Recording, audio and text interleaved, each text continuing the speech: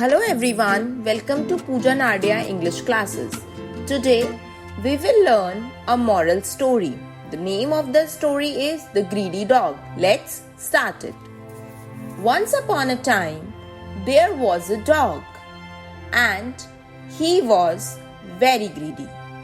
One day, he found a juicy bone near a bridge. While crossing the bridge, he thought he saw another dog holding a bone similar to his. He didn't realize it was his own reflection in the water. He barked to scare away the other dog and snatched his bone, but lost his own as his bone fell into the water. He had to go empty-handed because of his greed. The moral of the story is, we should not be greedy.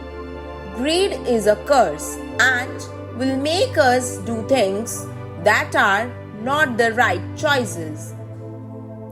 Thanks for watching the video. Like and subscribe the channel, and I hope you have learned the moral of the story.